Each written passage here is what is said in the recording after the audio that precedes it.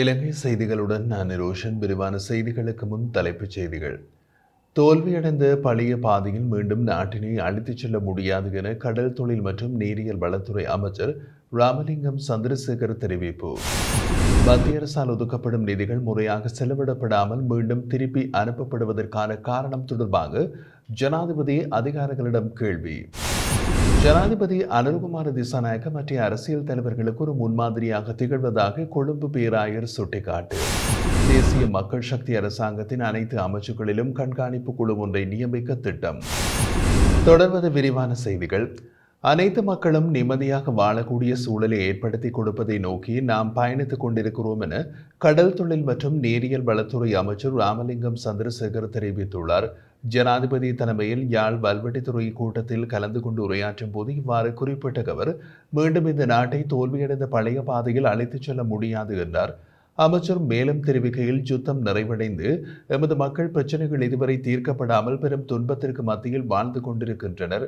வறுமை கோட்டில் வாழும் மக்களை கொண்ட மாகாணமாக வடமாகாணம் உள்ள அதே நேரம் குறிப்பாக முல்லைத்தீவு, கிளிநொச்சி ஆகிய மாவட்டங்களைச் சேர்ந்த மக்கள் வறுமை கோட்டின் கீழ் வாழ்ந்து வருகின்றனர்.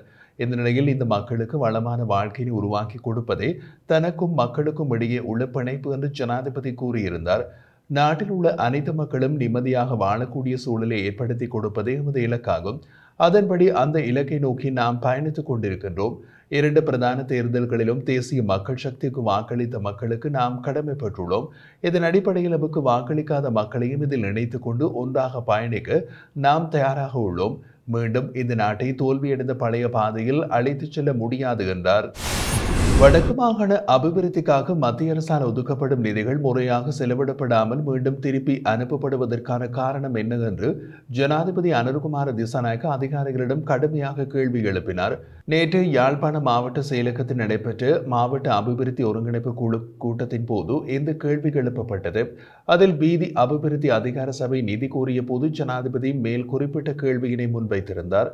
மத்திய அரசின் ஊடாக பல்வேறு நிதி மூலங்கள் ஊடாக வடக்கு மாகாணத்திற்கு அபிவிருத்திக்காக நிதி ஒதுக்கப்பட்டு வருகின்ற போதும் ஒதுக்கப்படும் நிதிகள் அதிக அளவில் செலவிடப்படாமல் மீண்டும் திருப்பி அனுப்பப்படுவதற்கான நிலைமை தொடர்வது குறித்தும் அவர் கவலை வெளியிட்டார். இந்த மாகாணத்தில் பல்வேறு அபிவிருத்தி நடவடிக்கைகள் மேற்கொள்ளப்பட வேண்டியுள்ளது. இருந்தும் நிதிகளை திருப்பி அனுப்பப்படுகின்றன. குறிப்பாக உள்ளக வீதிகளை புனரமைப்பதற்கு எவ்வளவு நிதி தேவை என்றும் அவர் அதிகாரிகளிடம் கேள்வி எழுப்பினார். ஆனால் சம்பந்தப்பட்ட அதிகாரிகள் சரியான விவரங்களை தருவதற்கு தடுமாறிய நிலையில் ஜனாதிபதி மீண்டும் நிதி தேவையை சரியாக கூறுங்கள், ஏறக்குறைய என்று கதை கூற வேண்டாம் என்று கண்டித்திருந்தார். மேலும் நாட்டின் பொருளாதார நிலைமை குறித்து பேசிய ஜனாதிபதி, நாடு இன்னமும் பொருளாதார நெருக்கடியில் உள்ளது. பெட்ரோல் மற்றும் எரிவாயு இருப்பதன் மூலம் நெருக்கடி முடியவில்லை என்று எண்ணக்கூடாது. இம்முறை வரவு செலவு திட்டத்திலும் அபிவிருத்தி பணிகளை மேற்கொள்ள உள்ளோம். ஆகவே ஒதுக்கப்படும் நிதியை முறையாக பயன்படுத்துவது அதிகாரிகளின் பொறுப்பு என்றும் அறிவுறுத்தியுள்ளார். இதற்கிடையில் அவர் எழுப்பிய பல்வேறு கேள்விகளுக்கு உரிய பதில்கள் வழங்க முடியாமல் அதிகாரிகள் தடுமாறியிருந்தமை குறிப்பிடத்தக்கது. அரசியல்வாதிகள் கடுமையான விதிமுறைகள் மூலம் மக்களை அடக்கக்கூடாது, மாறாக மக்களை மென்மையுடன் கவனித்துக் கொள்ள வேண்டும் என்று கொழும்பு பேராயர் கர்தினால் மெல்கம் ரஞ்சித் கூறியுள்ளார். இன்று கலகடிஹெனவில் ஒரு புதிய தேவாலயத்தை ஆசீர்வதிப்பதற்காக நடைபெற்ற விழாவில் உரையாற்றிய போது பேராயர் இவ்வாறு தெரிவித்தார். தொடர்ந்தும் கூறிய அவர், அரசியல்வாதிகள் மக்களிடையே கலந்து அனைத்து இன மற்றும் மத குழுக்களையும் ஒருவருக்கொருவர் நேசிக்க வைக்க முயற்சிக்க வேண்டும். கோபத்துடனும் வெறுப்புடனும் நீண்ட போர் நடத்தப்பட்டது. ஆனால் இப்போது ஒருவருக்கொருவர் நேசிக்க வேண்டிய நேரம் இது என்றார். ஜனாதிபதி அனுர்குமார திசாநாயக்க நேற்று வடக்குக்கு விஜயம் செய்த போது யாழ்ப்பாணத்தில் மக்கள் அவரை எவ்வாறு அரவணைத்தார்கள் என்பதை நாங்கள் கண்டோம். தெற்கோடு சமரசம் செய்ய வடக்கில் உள்ள மக்களிடையே மிகுந்த விருப்பம் இருப்பதையும் கண்டோம். ஒரு தலைவர் மக்களிடையே இவ்வாறு சென்று அவர்களை மென்மையோடு அரவணைக்க வேண்டும் என்பதை காட்டியதன் மூலம் ஜனாதிபதி அனுர்குமார திசாநாயக்க மற்ற அரசியல் தலைவர்களுக்கு ஒரு முன்மாதிரியாக திகழ்ந்துள்ளார் என்று அவர் மேலும் கூறினார். தேசிய மக்கள் சக்தி அரசாங்கத்தின் அனைத்து அமைச்சுக்களிலும் கண்காணிப்பு குழு ஒன்று நியமிக்க திட்டமிடப்பட்டுள்ளது. இந்த குழுக்களில் மக்கள் விடுதலை முன்னணியின் மூத்த மற்றும் முக்கிய உறுப்பினர்கள் இடம்பெறவுள்ளார்கள். பிரதமர் அலுவலகம் உட்பட அனைத்து அமைச்சுக்களிலும் குறைந்தது 5 பேர் கொண்ட கண்காணிப்பு குழுக்கள் அமைக்கப்படவிருக்கின்றன. இந்த குழுக்கள் அமைச்சர்களை வழிநடத்துவதற்கும் அவர்களுக்கு நிகரான தீர்மானங்களை எடுப்பதற்கும் பொறுப்பேற்கும். மேலும் இந்த குழுக்களில் பொருத்தமான நபர்களை தேர்வு செய்வதற்கான பணிகளை மக்கள் விடுதலை முன்னணியின் பொதுச் செயலாளர் டெல்வின் செல்வா மேற்கொண்டு வருகின்றார் என்றும் குறிப்பிடப்படுகிறது. இதேவேளை பெருந்தோட்ட மக்களின் வசதிக்காக இந்த ஆண்டு இறுதிக்குள் 5400 வீடுகள் நிர்மாணிக்கப்படும் என பெருந்தோட்ட மற்றும் சமூக உள்கட்டமைப்பு அமைச்சர் சமந்த வித்யாரட்ன தெரிவித்துள்ளார். நேற்று ஹட்டனில் நடைபெற்ற நிகழ்வொன்றில் கலந்து கொண்ட அவர் இந்தியாவின் வீடமைப்பு திட்டத்தின் கீழ் இந்த திட்டங்கள் மேற்கொள்ளப்பட்டு இந்த ஆண்டுக்குள் அவை முடிவுக்கு வர வேண்டும் என்றும் குறிப்பிட்டுள்ளார். இதன்படி 4700 வீடுகள் இந்த ஆண்டிற்குள் முழுமையாக நிர்மாணிக்கப்பட்டு நிறைவு செய்யப்பட வேண்டும் என்றும் அவர் தெரிவித்தார். இலங்கையில் உள்ள 29 சங்கங்கள் இணைந்து கொழும்பு துறைமுகத்தில் தேங்கியுள்ள கொள்கலன்களை விடுவிப்பது தொடர்பான கூட்டு யோசனைகளை அரசாங்கத்திற்கு முன்மொழிந்துள்ளன.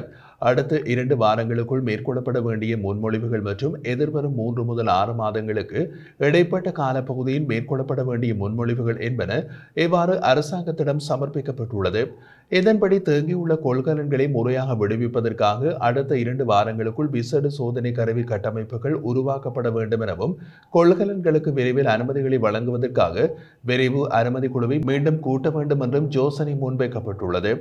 அதே நேரம் எதிர்வரும் 3 முதல் 6 மாதங்களுக்குள் கொள்கலன் வளாகத்தினை திறனை விரிவுபடுத்த வேண்டும் எனவும் கொழும்பு துறைமுகத்திற்கு அருகிலுள்ள பயன்படுத்தப்படாத கொள்கலன் வளாகங்களை அடையாளம் கண்டு இட நெருக்கடியை குறைப்பதற்கு அவற்றை பயன்படுத்த வேண்டும் என்றும் கோரப்பட்டுள்ளது. அதே நேரம் கொழும்பு துறைமுகத்தின் சகல நடவடிக்கைகளும் டிஜிட்டல் மயமாக்கப்பட வேண்டும் என்றும் குறித்து 29 சங்கங்கள் இணைந்து முன்வைத்துள்ள கூட்டு யோசனைகள் தெரிவிக்கப்பட்டுள்ளது. மேலும் கொள்கலன்களுக்கான அனுமதி தாமதத்தை தீர்ப்பதற்காகவும் எதிர்வரும் 2ஆம் தேதிக்குள் தேங்கியுள்ள கொள்கலன்களை விடுவிப்பதை நோக்கமாக கொண்டும் இலங்கை சுங்கம் நேற்று முதல் 4 நாட்களுக்கு துரிதப்படுத்தப்பட்ட கொள்கலன் அனுமதி திட்டத்தை முன்னெடுத்துள்ளது. இதேவேளை கொள்கலன் பரிசோதனை நடவடிக்கையில் ஏற்பட்ட தாமதத்திற்கு மத்தியில் தவறான செயல்பாடொன்று இடம்பெற்றுள்ளதாக எதிர்க்கட்சித் தலைவர் சஜித் பிரேமதாச தெரிவித்துள்ளார். ஐக்கிய மக்கள் சக்தியின் துறைமுக தொழிற்சங்க பிரதிநிதிகளுடன் இடம்பெற்ற கலந்துரையாடலில் இதனை குறிப்பிட்ட அவர், இறக்குமதி செய்யப்பட்ட கொள்கலன்களில் கட்டாயம் பரிசீலனை செய்யப்பட வேண்டியவை என குறிக்கப்பட்டிருக்கும் 80% கொள்கலன்கள் அரசாங்கத்தில் உள்ள உயர்மட்டத்தினரின் அறிவுறுத்தல்களின் பிரகாரம் இடைவிடாது விடுவிக்கப்பட்டுள்ளதாகவும் அவர் குறிப்பிட்டார். இது குறித்து சுங்க தொழிற்சங்கங்கள் உள்ளிட்ட தரப்புகள் தற்போது கேள்வி எழுப்பி வரும் நிலையில் இதை ஏற்றுக்கொண்டுள்ள அரசாங்கம் விடுவிக்கப்பட்ட கொள்கலன்களில் ஆயுதங்கள், தங்கம், போதைப்பொருள் மற்றும் தரக்குறைவான மருந்துகள் இல்லை என அரசாங்கத்தால் எவ்வாறு கூற முடியும் என்றும் எதிர்க்கட்சித் தலைவர் கேள்வி எழுப்பினார். 2025ஆம் ஆண்டு ஜனவரி மாதத்திற்குள் 2,53,000 சுற்றுலா பயணிகள் இலங்கையை வந்தடைந்துள்ளனர்.